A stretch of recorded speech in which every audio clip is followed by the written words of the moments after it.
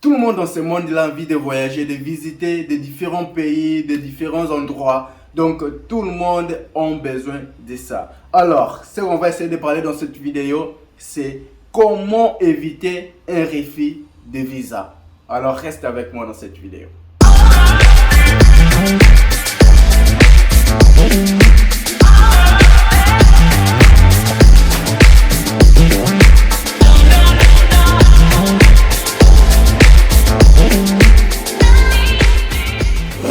Soyez les bienvenus dans J28, vous êtes ici dans votre maison, là où vous vous informez de tout, là où vous êtes tranquille, là où vous avez toutes les informations qui sont nécessaires pour votre immigration. Alors, si vous êtes nouveau dans cette chaîne, laissez-moi vous rappeler que ici, dans cette chaîne, on parle de l'immigration, des vlogs, des lifestyle. Pourquoi ça? Parce que ici, on vous informe de tout ce qui est le Portugal, de tout ce qui est les astuces de Portugal, de tout ce qui est comment immigrer, comment vivre, comment la vie de Portugal dans cette chaîne. Alors si vous voulez aussi, ou votre prochaine voyage, ça sera pour le Portugal ou pour l'Europe, alors informez-vous dans cette chaîne. C'est parce que ici, là, on informe toutes choses qui sont vraiment très nécessaires à savoir pour l'immigration. Alors, première chose que vous allez faire, abonnez-vous. Abonnez-vous, ça c'est gratuit, abonnez-vous et puis activez la cloche de notification pour ne pas perdre de vidéos. Suivez-nous sur des réseaux sociaux qui sont déjà là, dans la description aussi, je vais laisser, on a les WhatsApp, le tout dans la description, vous allez rencontrer tous nos réseaux sociaux. Alors, et puis, lorsque vous faites votre inscription dans cette chaîne, n'oubliez pas de laisser un j'aime, liker. Partagez aussi la vidéo avec vos proches, ça sera bien. Alors, vous qui êtes déjà notre abonné, l'unique chose à faire ici, c'est seulement aimer la vidéo et puis partager aussi. C'est la chose la plus facile à faire. Ok, on est d'accord? D'accord. Rapidement, on va passer sur nos astuces qu'on va vous dire maintenant là. Alors, qu'est-ce qu'on va faire? On a dit qu'on va parler sur comment éviter un refus d'un visa à l'ambassade du Portugal ou à l'ambassade de quelques pays faisant partie de l'Union européenne. Alors, précisément ici, on va parler de Portugal. Alors, qu'est-ce qu'il y a? Qu'est-ce qui arrive? Lorsque vous faites votre demande de visa, n'importe quelle ambassade, on vous remet un formulaire pour pouvoir remplir. Alors, le formulaire qu'on va vous remettre, c'est notre première astuce. Attention au formulaire. Alors, lorsque vous avez le formulaire pour pouvoir remplir, le formulaire, c'est l'un des documents plus intéressants, plus précieux que vous pouvez avoir à l'ambassade. Pourquoi ça? Parce que c'est là où il contient toutes vos informations, tout ce qui a à voir avec votre demande de visa. Alors c'est dans cette formulaire-là, contient toutes vos informations, votre personnalité, les informations de votre voyage, tout ça va contenir dans cette formulaire. Alors c'est la chose la plus importante à faire attention. Lorsque vous remplissez votre formulaire, mettez toutes les informations nécessaires, toutes les informations qui ont à voir avec votre voyage, toutes les informations qui ont à voir avec votre personnalité. C'est dans cette formulaire parce que nous avons, j'espère qu'on a tous le comportement de lorsqu'on écrit un texto pour envoyer à une personne. Avant de l'envoyer, on relit le texto pour envoyer sans rature ou sans erreur. Alors, c'est le même comportement que vous devez avoir avec vous lorsque vous remplissez un formulaire. C'est-à-dire, revoir tout ce que vous avez mis dans cette formulaire pour pouvoir prendre en compte les erreurs et le corriger. Alors, c'est ça. Votre formulaire doit être bien conçu, bien rempli, sans faute, avec toutes les informations nécessaires. D'accord? On est là. J'espère qu'on s'est compris avec la première astuce. C'est prendre vraiment l'attention avec votre formulaire. Rapidement, on va passer à la deuxième astuce qui est faux informations. Les fausses informations, ce sont des choses que beaucoup de gens ignorent, mais ça arrive. Pourquoi ça? Parce que lorsque vous faites votre demande de visa, il faut prendre compte de ne pas donner les fausses informations. Les fausses informations, ce sont ces informations. Si par exemple, je dis, il y a beaucoup de personnes lorsqu'ils pensent venir en Europe, ils diminuent l'âge. Alors, ce sont des fausses informations que vous donnez. Par exemple, il y a quelqu'un qui a 30 ans, mais il veut venir ici en Europe Il dit qu'il a 25 ans. Voyez vous-même ça. Alors, vous allez faire votre demande de visa à l'ambassade de Portugal. Ne pensez pas que cette ambassade, c'est justement, il reçoit votre document et puis il vous remet le visa. Ça ne fonctionne pas comme ça. Ils vont analyser vos informations. Et lorsque vont trouver que vous avez menti par rapport à votre âge, c'est ça qui va causer votre refus de visa. C'est ça qui va être quelque chose à prendre en compte. Il ne faut pas mentir. Fausses informations, c'est vraiment un crime et ce sont des choses que les ambassades ne tolèrent pas. Si vous comptez voyager, alors vous comptez demander un visa, donnez toutes les informations correctes. Vos informations personnelles doivent être correctes. Les informations de votre voyage doivent être correctes. Il faut donner tout ça comme c'est vraiment prévu pour votre voyage. Il y a des gens qui, lorsqu'ils font une demande de visa, il donne ces documents à l'ambassade, c'est-à-dire il a conçu tous ses procès, il remet aussi les documents. Mais qu'est-ce qui arrive par rapport aux fausses informations? La personne n'a pas même fait la réservation de l'hôtel ni la réservation de vol. Vol, c'est déjà en portugais, des vols en français. Il n'a même pas fait la réservation des vols, il n'a même pas fait la réservation de l'hôtel. Mais qu'est-ce qu'il a fait? Il est parti dans le site des avions, je ne sais pas quel site. Il regarde la date dont il pense voyager. Il met dans une feuille. Il part, il cherche un hôtel via l'internet, je ne sais pas dans quel site, Booking, je ne sais pas où c'est. Il cherche un site, il voit le prix de l'hôtel, tout ça. Il prend ça, il met dans une feuille. Il dit que je vais voyager dans la date suivante, je vais prendre le vol tel. Mais ce n'est pas comme ça que ça fonctionne. L'ambassade n'a pas besoin que vous l'ameniez un papier où on a écrit la date que tu vas voyager ou la date de ta réservation à l'hôtel. Il n'a pas besoin de ça. C'est lui, il a besoin de la confirmation, des documents réels qui montrent la confirmation que vous avez fait une réservation. Parce que qu'est-ce qui arrive? Lorsque l'ambassade reçoit tous ces documents-là, il va voir, par exemple, dans la réservation de l'hôtel, il y a un numéro qui est uniquement votre numéro qui est comme identité ou réservation de votre hôtel. Il va vérifier ça. Si vous avez réservé par exemple dans Booking, il va prendre ce code-là, il va les vérifier dans Booking si une réservation a été faite par rapport à ce code qu'il voit là. Alors, s'il ne parvient pas à avoir toutes ces informations, qu'est-ce qu'il va faire? Il ne va pas annuler directement votre demande, mais il va entamer un autre processus qui est, il va entrer en contact avec l'hôtel en question parce que dans la réservation, il va voir le numéro, les contacts de l'hôtel. Il va entrer en contact personnellement avec l'hôtel pour demander si c'est bien réel, cette personne a réservé une chambre, je ne sais pas, un appartement ou quoi, dans cet établissement qui est l'hôtel. Alors, l'hôtel va vérifier dans son tour, il va voir que la personne n'a pas de réservation. Et puis, la conclusion a été faite que ce document que tu as amené, c'est faux. Il n'y a rien de confirmation comme réservation. Même chose avec le vol. Alors, à quoi bon donner une fausse information qui va ruiner votre procès? Regardez-vous ça. Voyez-vous ça. Alors, je vous conseille de ne pas donner de fausses informations. Si vous traitez de documents, donnez les documents confirmés, les documents qui sont corrects avec votre procès, qui sont bel et bien faits en ordre. D'accord? On s'est compris par rapport à ça. Alors, j'espère que vous êtes là en train d'aimer la vidéo, de continuer de voir la vidéo. Alors, n'oubliez pas de laisser le j'aime. Laissez votre j'aime, abonnez-vous rapidement parce que nous on continue toujours à faire de bien pour vous, à vous informer à des choses que vous ne savez pas ou vous ignorez de savoir. Alors on est là toujours. On va continuer rapidement avec l'astuce suivante qui est l'extrait bancaire.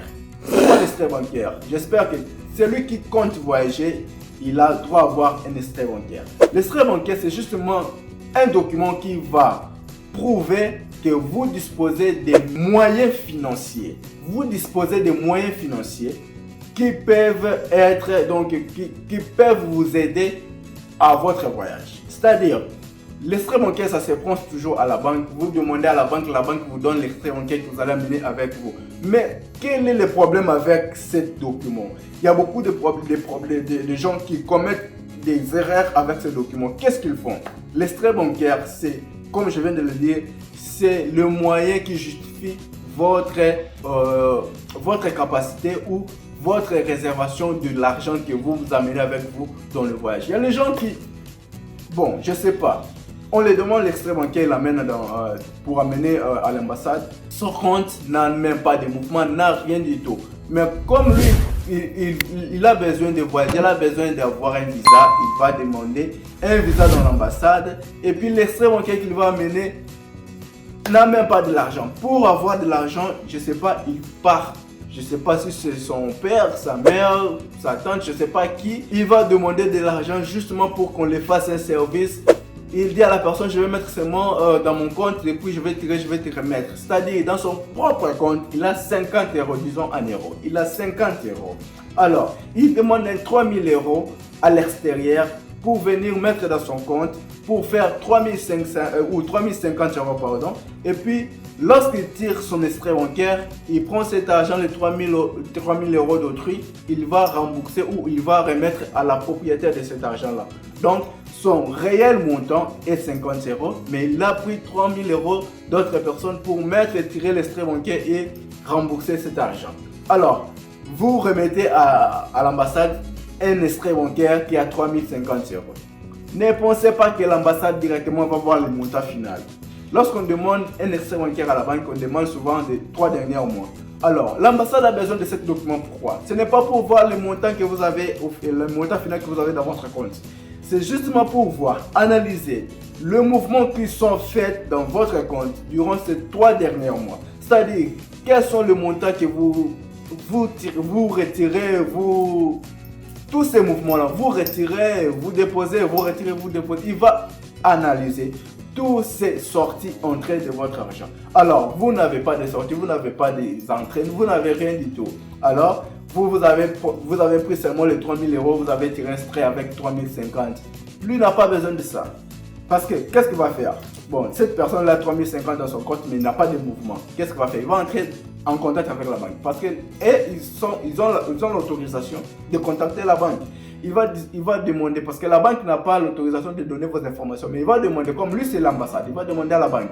La personne, je ne sais pas si c'est João, il fait une demande de visa ici, mais il a donné l'extrait bancaire des 3 derniers mois avec ses mouvements. On voulait savoir, dans son compte il y a 3050 euros. Est-ce que dans son compte en ce moment-là, il dispose cet argent-là?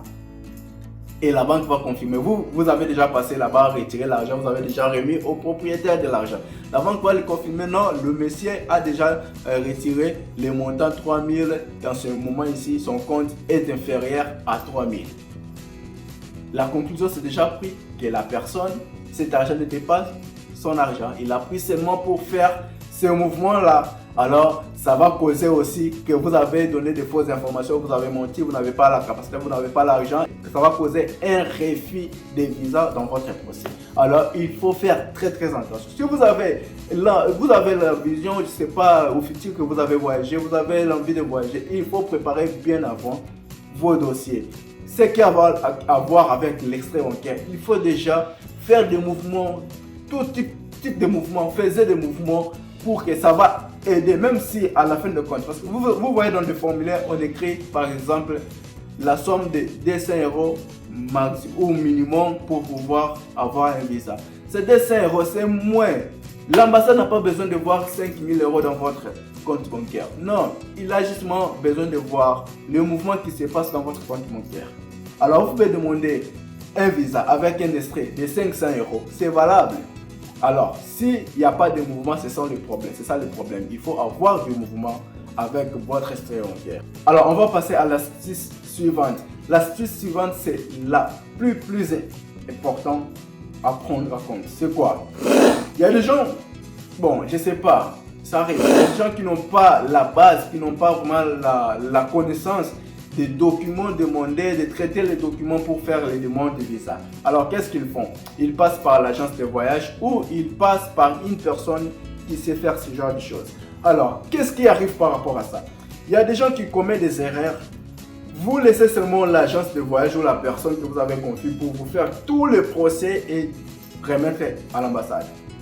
Alors, c'est bien de faire ça. Mais la chose la plus importante à faire, lorsque vous remettez ce genre de documents, ce genre de responsabilités à l'agence ou à une personne, vous-même, vous devez participer à ça. Comment ça? Il y a des gens, bon, je laisse seulement l'agence va faire tout ça et puis moi je vais aller à l'interview, c'est tout. Non, c'est pas comme ça. Il faut accompagner votre procès. C'est-à-dire participer à la construction de votre procès. Tous les documents qui seront faits, vous serez en mesure aussi d'être présent, ou c'est-à-dire pas présent réellement, mais de participer dans la processus de ce procès-là, de ce document-là. Ayez au moins la participation. Si on vous a fait une déclaration, je ne sais pas comment, chassez-les quel type de déclaration que vous avez fait. Si on a fait une réservation de l'hôtel, allez vous informer de quel hôtel choisit-il, c'est quel hôtel pour combien de temps que vous allez rester là. Si on vous a fait une réservation de vol, allez voir c'est quel vol que vous allez voyager, à quelle heure ça sera cette vol, c'est quelle est la date. Alors, c'est-à-dire, participez dans la construction de votre procès. L'agence fait son travail et vous aussi faites votre travail de savoir ce que l'agence est en train de faire pour vous ou la personne en train de faire pour vous. Ne laissez pas toute la responsabilité à la personne et puis à la fin, il vous donne, monsieur, voilà vos documents, amenez avec vous à l'ambassade. Et vous n'avez aucune idée de ce qui contient ces documents. Regardez ce qui arrive. Vous arrivez à l'interview, dans votre extrait bancaire par exemple, vous avez mis 3050 €. Alors, les documents qu'on vous a donnés pour amener à l'ambassade, il y a l'extrait bancaire qui a 1000 €. Alors, en vous savez que j'ai mis un extrait bancaire qui a 3050 €. On vous demande, monsieur, combien est-ce que vous avez préparé pour votre voyage durant tous ces jours à l'extérieur? Ah non, moi j'ai l'argent, mon extrait bancaire c'est à 3050 €. Et la personne vérifie ce que vous venez de dire et ce que vous avez donné comme document. Il regarde dans le document, il y a un extrait bancaire qui contient 1000 €. Maintenant là, dites-moi, qui a dit la vérité? C'est l'extrait qui est là ou c'est vous propre la personne qui a dit la vérité? Ouais. Donc c'est pour cela que je vous demande de participer dans la construction de vos dossiers. Ce qu'on vous a fait, il faut les savoir. Qu'est-ce qu'on a fait pour moi? Qu'est-ce que je vais dire à l'interview? Parce que tous les documents que vous avez remis, ce sont des questions qu'on va vous poser. Si vous avez remis un extrait bancaire avec 3000, répondez que 3000 en chassant que dans cet extrait bancaire, il y a 3000 qui est là. Alors, il faut participer dans des constructions que vous faites des documents. Ne laissez pas toute la responsabilité à la personne parce que ça, c'est mauvais, ça va faire à ce que vous puissiez avoir un refus de visa. J'espère qu'on s'est compris. Ça, c'est pour éviter un refus de visa. Si vous faites tout ce que je vous ai dit ici, donc vous serez à mesure de réussir votre demande de visa. Alors, j'espère qu'on a compris cette vidéo. Et puis, vous avez vraiment aimé tous ces astuces ici. Alors, si vous avez des soucis, laissez dans le commentaire. Moi, je vais répondre. Je réponds toujours à des questions. Qu'est-ce que vous voulez savoir? Restez dans le commentaire. Qu'est-ce que je n'ai pas dit? Qu'est-ce que vous voulez que je dise? Laissez dans vos commentaires. Qu'est-ce que vous n'avez compris? Laissez vos questions, vos soucis. Moi, je vais répondre. Alors, la chose la plus importante à faire, abonnez-vous. Si vous n'êtes pas encore abonné. Alors, si vous êtes déjà abonné, n'oubliez pas, vérifiez très bien est-ce que la cloche de notification s'est activée. Parce que si c'est activé, c'est mieux. Parce que vous allez commencer à recevoir nos vidéos. Alors, si ce n'est pas activé, activez-les. Alors, laissez aussi votre j'aime. N'oubliez pas, en laissant le j'aime, partagez la vidéo. On a des réseaux sociaux, tous nos contacts, si vous voulez nous rejoindre, c'est dans les réseaux sociaux. Dans la description, il y a tous nos WhatsApp, il y a Instagram, il y a tout qui sont là, que vous pouvez nous rejoindre pour des questions, on va vous répondre. Alors n'oubliez pas de faire ces pas là parce que c'est gratuit, s'abonner, partager et puis laisser un j'aime, ça ne coûte rien du tout. Ça, c'est mieux pour notre chaîne si vous faites ça. Alors nous, on va vous remercier, on va continuer toujours parce que ça nous donne du courage de continuer toujours à faire des vidéos pour vous. Si vous laissez des j'aime, vous laissez des commentaires, ça sera toujours des choses qui vont nous pousser toujours à continuer de faire des vidéos pour vous. Alors, nous, on est là, on se limite aujourd'hui par ici dans cette vidéo. Je vous dis merci pour tous qui ont en train de continuer à aimer les vidéos, à partager avec des proches. Et puis, on vous dit toujours merci. Et puis, on se voit à la prochaine vidéo. Restez bien.